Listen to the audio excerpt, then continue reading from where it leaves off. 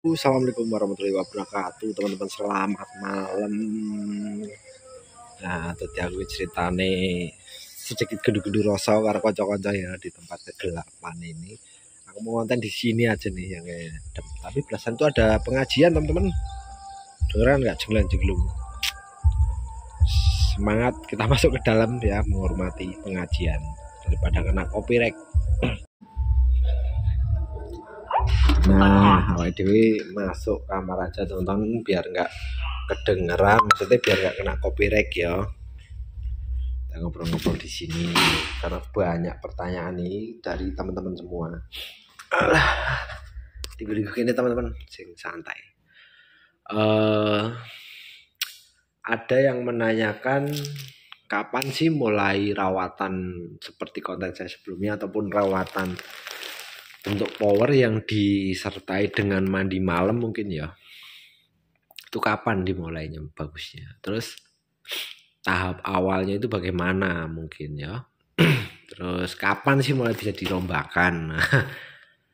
Biar genah sekalian ya teman-teman. Jadi gini, kalau kalian pengen mulai di awal itu, yang pertama jangan berikan stop dulu kroto ya. Terus bisa dimulai dengan rawatan harian itu pagi kasih jangkrik ya kan, dibuka kasih jangkrik, nanti kerodong lagi, nanti lanjut di sore hari teman-teman kasih jangkrik, masukin keramba kalau mau mandi biar mandi, kalau nggak mau mandi kerodong ya. Setelah itu setelah dia mandi nggak mandi ya kan, setelah kasih jangkrik itu berikan ulat hongkong di cepuk ya. Utamakan ulat hongkongnya yang warna putih teman-teman. Saya merekomendasikan yang warna putih, jangan yang kuning. Apalagi yang warna kuningnya itu agak gelap ya, itu teksturnya lebih keras, jadi membuat pencernaan burung itu mungkin untuk pencernaannya kurang bagus kalau keras. Makanya untuk setting burung ini usahakan pakai extra fooding ulat hongkongnya itu yang putih teman-teman. Caranya, kalau pengen ulat hongkongmu itu banyak yang putih-putih, kalian bisa berikan makanan si ulat hongkong ini ya. Sampean bisa motongin jahe di apa sih namanya ya, belah. Jadi agak tipis-tipis kayak gitu loh teman-teman.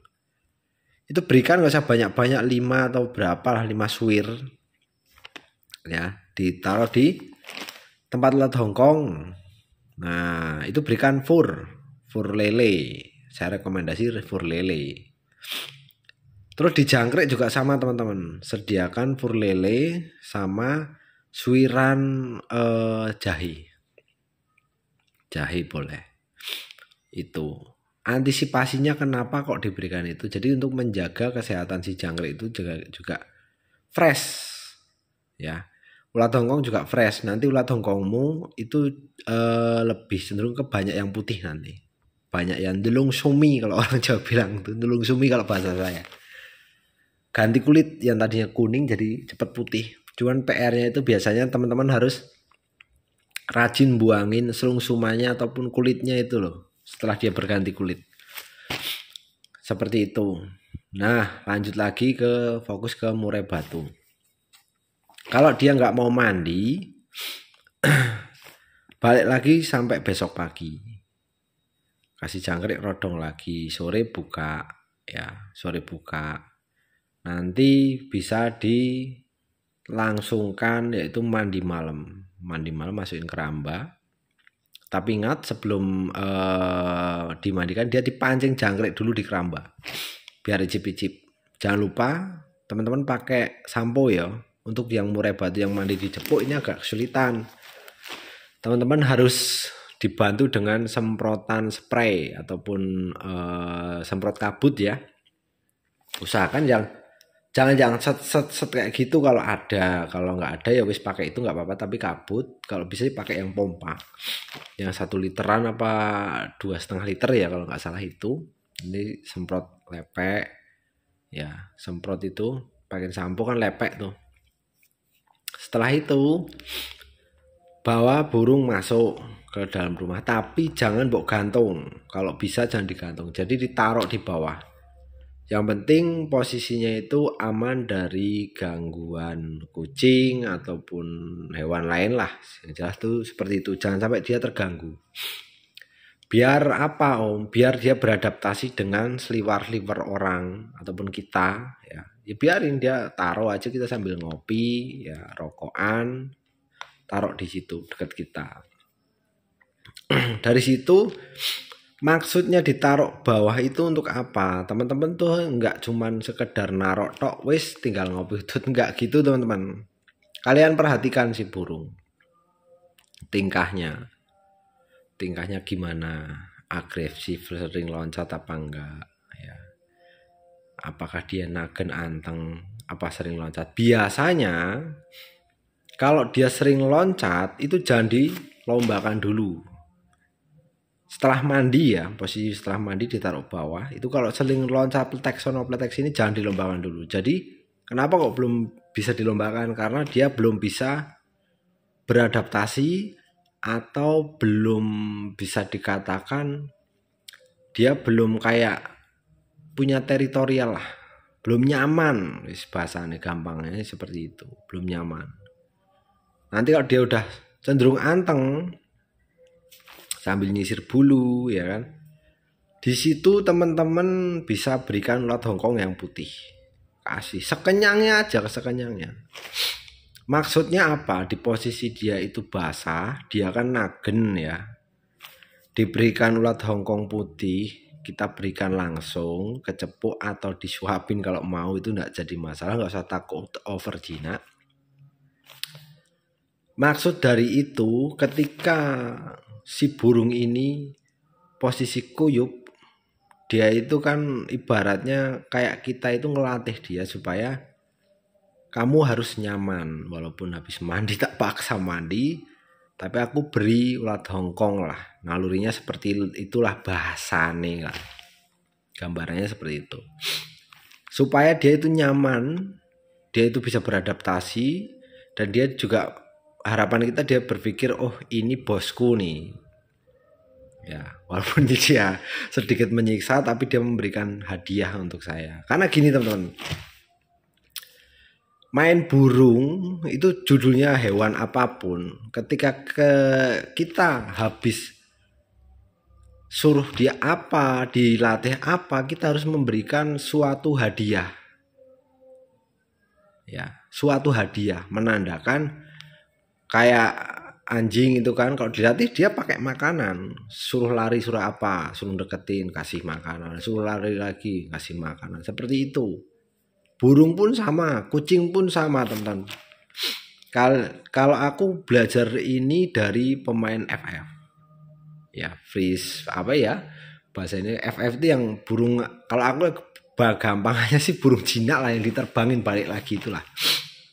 Jadi dia itu mudah, harapan kita itu dia itu mudah beradaptasi dengan hiruk pikuk keramaian, ya, dengan hiruk pikuk keramaian. Lah nanti takutnya dia kalau ada orang turun Om, nah ini berarti kalau sampai burung digantang kok itu turun satu, kamu nggak kontrol apa?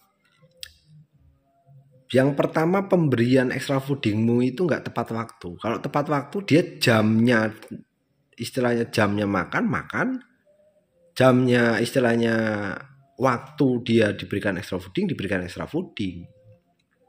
Itu. Jadi nggak ada cerita, wah burung saya lapar turun. Ya berarti kamu nggak kontrol teman-teman. Kalian nggak kontrol. Jadi nggak nyalain burung. Lah itu kan karena kebiasaan. Itu bukan masalah kebiasaan. Pengalaman saya ini ya, saya memberikan extra fooding langsung itu kenapa? Karena dia agar mudah beradaptasi lingkungan, terutama dipindah kemana-mana juga biasa, kena hiruk pikuk orang itu juga biasa. Dan kenapa burung yang saya lomba itu jarang turun ataupun lapar? Karena pemberian extra fooding itu bukan di pagi hari teman-teman, bukan di pagi hari. Dia itu di jam 11-an sebenarnya. Bagusnya itu di jam 11-an. Karena saya pernah bikin konten, berikan extra fooding pagi, siang, sore. Berharap burung itu akan gacor, nanti kalau udah gacor paginya dihilangin. Jadi siang dan sore. Itu semua itu berhubungan teman-teman. Kalau teman-teman itu istilahnya yang nyimak konten-konten saya yang dulu, yang awal-awal pasti, oh iya berhubungan juga. Betul, karena itu dilatih. Burung itu kalau untuk saya pribadi ini kita beracuan dengan ya ini hanya pengalaman saya ya. Untuk pengalaman orang lain, pandangan orang lain kan mungkin berbeda-beda. Saya beracuan, saya nggak akan mau ngikutin kemauan burung. Saya nggak akan mau. Kenapa? Burung itu, saya melihara burung itu supaya apa? Dia mau nurut sama saya, bukan saya nurut burung. Prinsip saya seperti itu. Itu yang pertama untuk burung lomba. Ya. Yang jelas seperti itu. Nggak ada tipe panas, tipe dingin. Kalau saya itu. Kayak dispenser aja ada panas dingin. Nggak ada cerita tipe panas, tipe dingin. Nggak ada cerita karakter. Untuk saya itu tabrak lurus. Kamu mau ngikutin saya? Ayo, kalau enggak ya wis nggak usah lomba dulu. Tahan dulu. Kenapa begitu? Ya itu tadi. Burung itu belum terbiasa. Burung itu harus dilatih. Bukan mbok latih rawatan harianmu sekarapmu, terserah kalian.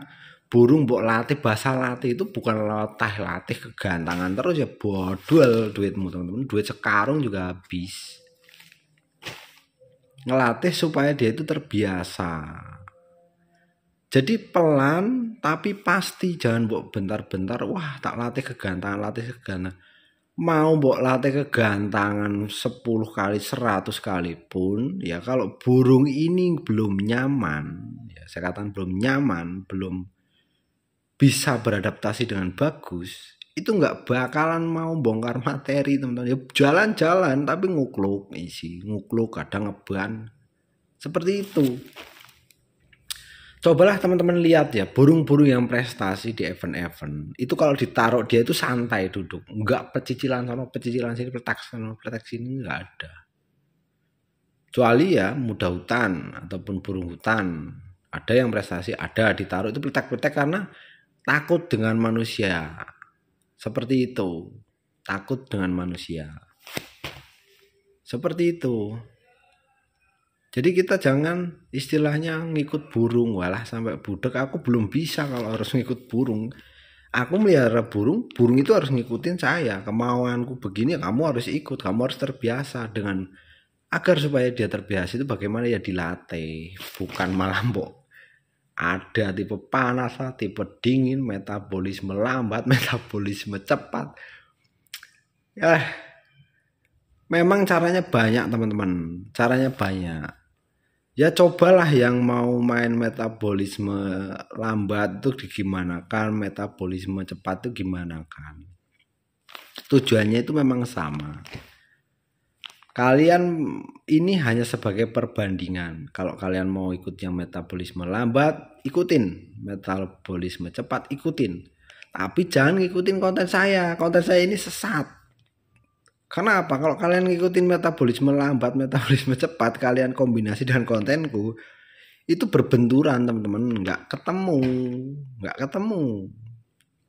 Karena standarnya metabolisme lambat, metabolisme cepat itu hanya pemberian extra fooding. Ada yang dijor, ada yang diminimkan, ada yang standarnya dia harus makan full. Seperti itu. Dan kalau menurut saya pribadi, itu tidak berlaku untuk di tempat lain. Mungkin di tempat itu dia berlaku karena cuacanya memang sesuai, penempatannya sesuai, ya kan?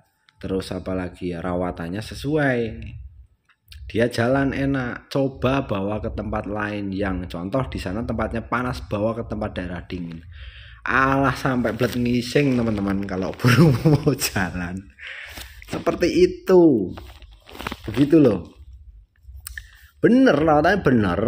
Itu di sana posisi cuaca mungkin pas daerah sana panas atau sebaliknya daerah sana dingin. Lah kalau kalian berpacu dengan di sana metabolisme lambat umpamanya.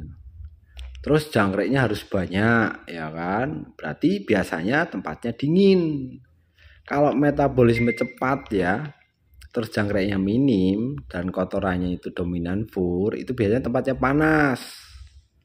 Umpamanya seperti itu. Lah kalian yang di tempat dingin ini mempelajari metabolisme panas, metabolisme cepat, metabolisme lambat, itu gudrek teman-teman. Karena nggak ada yang detail, nggak ada yang pasti. Kenapa ilmu main burung itu nggak ada yang ilmu pasti? Yaitu tadi, kalau kalian ngikutinnya seperti itu, silahkan diikutin, tapi jangan dikombinasikan dengan rawatan saya. Nggak akan jadi berbenturan. Karena prinsip rawatan saya sendiri, saya punya burung. Daerah aku cuma ngecek 2 teman-teman. 1, main panas, dia nggak jalan, berarti dia pasti enak main dingin. Dan dari mana, dari main panas ke pindah ke dingin itu butuh proses sekian waktu. Seperti itu, nggak bisa langsung jelek pindah, itu nggak bisa. Sekelas Cucak Ijo aja pindah rawatan aja gembung, apalagi murai batu. Seperti itu. Dan dominan murai batu itu dia cenderung, ya saya garis bawahi, dominan main murai batu itu rawatannya itu biasanya kebanyakan ya untuk burung yang sudah mulai lomba kegantangan ataupun sudah materinya udah nampak, isiannya loh materinya, dan isiannya udah nampak, dia cenderung anti penjemuran. Tapi kalau dia istilahnya masih gremet-gremet, meraba-raba, materinya masih bisa dikatakan belum tuntas, biasanya dia main jemur. Ya, jemur pun jemur sauna, nggak boleh murai batu itu dijemur ablak, rusak burungnya. Karena ya itu tadi, murai batu ini aku bilang gimana ya, burung mewah bukan cuma sekedar suara, bulu itu dinilai, penampilan dia itu dinilai teman-teman. Kalau sekedar Cucak Ijo hanya jamtrok, kiper, ngerol, nembak, wes, murai batu itu ndak. Burungmu kerja bagus, bulumu juga harus bagus. Ya bener lah, bulunya cakadul tapi juara 1. Harga nggak bakalan naik teman-teman, nggak bakalan terus mahal. Tapi kalau burungnya bagus, bulunya dilihat bagus, wah, mainnya rapi, itu yang nilai jualnya tinggi. Seperti itu. Jelas teman-teman, kita balik lagi ke murai batu ya. Nanti kalau teman-teman nih sudah melakukan mandi malam itu, posisi udah ditaruh bawah, belikan ulat Hongkong, itu diulangin sampai burung itu benar-benar nyaman, nggak petak-petik. Besoknya mandi malam lagi, Om, mandikan aja, nggak masalah, mandikan aja. Yang penting teman-teman sedia asam amino sama B kompleks, sedia itu. Susah Om nyarinya, ya kalau gampang ya burung gampang Om, semua burung bakalan bagus kalau gampang nyarinya. Aku itu loh kalau mau beli itu harus pakai resep dokter Om. Harus resep dokter, kalau nggak resep dokter biasanya itu nggak dikasihnya ya asam amino yang mungkin yang injek, yang suntik ya, bukan cair ataupun sirup ya, ataupun dikasihnya itu tablet yang harus digerus-gerus. Itu dapatnya kalau kita beli langsung. Kalau lewat resep dokter ada. Kebanyakan apotek juga nggak mau jual karena apa? Karena kalau itu tuh kalau nggak pakai takaran ataupun resep itu, ya itu tadi, dia efeknya itu ke ginjal, ada ke ginjal. Seperti itu. Yang penting pemberian ini nggak lebih dari 0,25, itu insya Allah aman. Insya Allah aman. Dan kapan sih diberikan, waktu diberikan? Ya bisa seminggu. Nggak bisa dipatokin seminggu 2 kali 3 kali, itu nggak bisa. Ketika dia mulai gelisah, ya kita berikan. Supaya apa? Dia anteng. Asam amino dan B kompleks ini dia itu sifatnya itu menetralkan, ataupun istilahnya yang kita berpikir was-was dia langsung netral, tenang, sifatnya tenang. Nggak percaya, silahkan googling di Google ataupun tanya AI, tanya seperti itu. Dan dulu orang mengatakan, sekarang mulai terbukti ya. Dulu mengatakan, ada yang mengatakan, wah pakai vitamin, pakai obat, pakai ini, pakai itu. Rawatan itu yang biasa aja. Loh sekarang loh, udah banyak kan obat jual tetesan, ada jual air minumnya. Karena sebenarnya ilmu itu tuh udah dari dulu saya katakan, kalau saya mau bikin obat tetesan mungkin saya bisa kaya.